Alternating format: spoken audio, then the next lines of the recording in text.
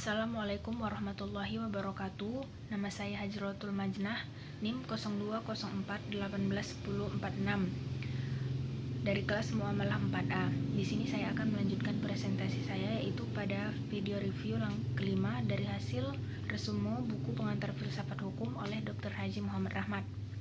Pada pembahasan kali ini, saya akan melanjutkan pembahasan yang sempat tertunda pada video semalam, yaitu tentang aliran filsafat hukum. Aliran filsafat hukum yang pertama yaitu aliran hukum alam. Kemudian yang kedua yaitu aliran positivisme hukum. Pada positivisme hukum terdapat dua aliran lagi, yaitu aliran hukum positif analitis yang dipelopori oleh John Austin pada tahun 1790 sampai dengan 1859. Mereka berpandangan bahwa hukum adalah perintah dari penguasa negara. Hakikat hukum sendiri menurut Austin terletak pada unsur perintah itu. Hukum dipandang sebagai sesuatu sistem yang tetap logis dan juga tertutup. Kemudian yang kedua yaitu aliran hukum murni yang dipelopori oleh Hans Kelsen pada tahun 1881 sampai dengan 1973. Menurut Kelsen, hukum harus dibersihkan dari anasir-anasir yang non-yuridis seperti unsur sosiologis, politis, historis, bahkan etis.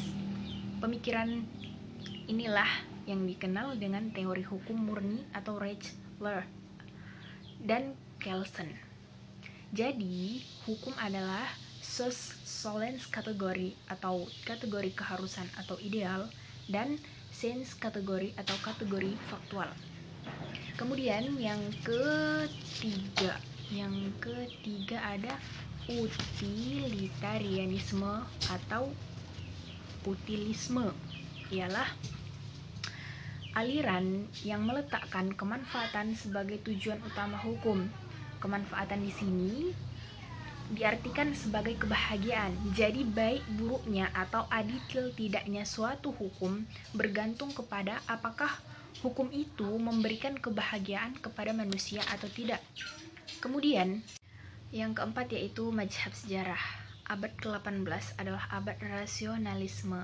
Pemikiran rasionalisme mengajarkan universalisme dalam berpikir. Cara pandang inilah yang menjadi salah satu penyebab timbulnya mazhab sejarah. Kemudian mazhab sejarah juga timbul sejalan dengan pergerakan nasionalisme di Eropa.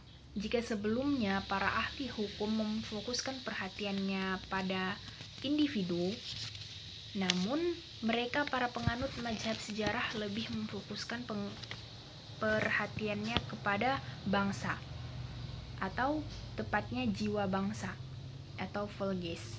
Kemudian yang kelima yaitu sociological jurisprudence. Menurut aliran ini, hukum yang baik haruslah hukum yang sesuai dengan hukum yang hidup di masyarakat. Aliran ini memisahkan secara tegas antara hukum positif, the positive law, dan hukum yang hidup atau the living law. Aliran ini timbul dari proses dialektika antara etis atau positisme hukum dan juga antesis atau mazhab sejarah. Kemudian yang keenam ada realisme hukum. Dalam pandangan penganut realisme hukum adalah hasil dari kekuatan-kekuatan sosial dan kontrol sosial. Kemudian yang terakhir adalah Freiheitsrecht atau ajaran hukum bebas. Para penganut aliran ini merupakan penentang paling keras positisme hukum. Mereka berpendapat bahwa hakim mempunyai tugas untuk menciptakan hukum. Demikianlah presentasi saya pada kali ini. Saya akan melanjutkan presentasi saya pada video berikutnya. Assalamualaikum warahmatullahi wabarakatuh.